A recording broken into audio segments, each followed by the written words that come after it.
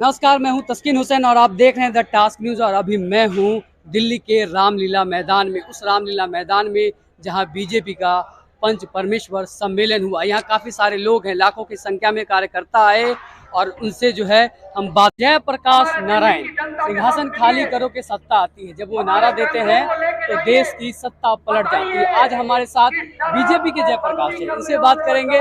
Sir, सबसे पहले तो ये बताइए, पंच परमेश्वर जो सम्मेलन है, इसके पीछे का कंसेप्ट क्या है? देखिए, भारतीय जनता पार्टी एक कार्यकर्ता प्रधान संगठन है और हमारा संगठन बूथ लेवल तक है। तो आज इस कार्यक्रम में बूथ अध्यक्ष, मंडल अध्यक्ष, जिला अध्यक्ष, प्रदेश अध्यक्ष के साथ राष्ट्रीय अध्यक्ष भी है। तो इसका मतलब हर इकाई में हमारा संगठन है और हम सतत काम करने वाले लोग हैं।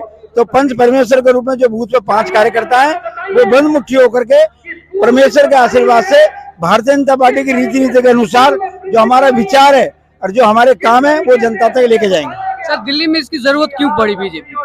दिल्ली में नहीं, पूरे देश के अंदर हमारे ऐसे सम्मेलन होते हैं। हमारे हर राज्य में जाएंगे तो ऐसे सम्मेलन होते हैं, क्योंकि हम कार्यकर्ता प्रधान संगठन है और सतत काम करते हैं। आपकी तरफ से ये कहा जा रहा है कि बीजेपी जो है वो आपसे डर गई है, इस वजह से वो अपना शक्ति प्रदर्शन दिखाना चाह रही है। अरे, जिसके पास शक्ति होगी वो दिखाएगा ही। अगर हमारे पास कार्यकर्ता शक्ति है तो हम क्यों नहीं दिखाएंगे? और हमारी ये बीजेपी का शक्ति प्रदर्शन है दिल्ली में?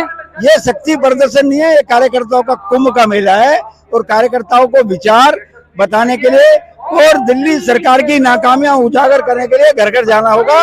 अभी राष्ट्रीय अध्यक्ष जी ने कहा है सब घर घर जाएंगे, अरविंद केजरीवाल की नाकामियों को उजागर करेंगे और भारत सरकार, मोदी सरकार और निगम की उपलब्धियों को पहुंचाएंगे। आप हमेशा कह रहे हैं कि मैंने दिल्ली में बहुत काम किया है और जिस तरीके से गुजरात मॉडल पे प्रधानमंत्री हमारे देश के, उन्होंने बात की और लोगों को दिखाया। अब आप क्या कर रही है कि इसी मॉडल को कह रही है कि मैंने वहाँ हेल्थ में काम किया, हमने शिक्षा की तस्वीर बदल दी और अब इस मॉडल को लेकर पूरे देश में प्रचार कर रहे हैं, गुजरात में भी प्रचार कर रहे हैं। आप क्या कहते हैं इसके बारे में? देखिए, आम आदमी पार्टी का जो प्रचार है वो झूठा प्रचार है। दिल्ली में शिक्षा के नाम पर कोई काम नहीं हुआ। शिक्षा के नाम पर अगर काम हुआ तो सिर्फ दिखावा हुआ है, क्योंकि स्कूल में कमरे बनाना कोई काम नहीं है और पूरे देश के अंदर सभी गरीब बच्चों को सभी फ्री शिक्षा देते हैं। ये कोई दिल्ली में अनोखा नहीं है। तो क्या दिल्ली में सिसोदिया ने सिर्फ कमरे बनवाए हैं? बिल्कुल कमरे बनवाए हैं, वो 5 भी नए स्कूल नहीं बना सकते जो उन्होंने नए बनाए हो।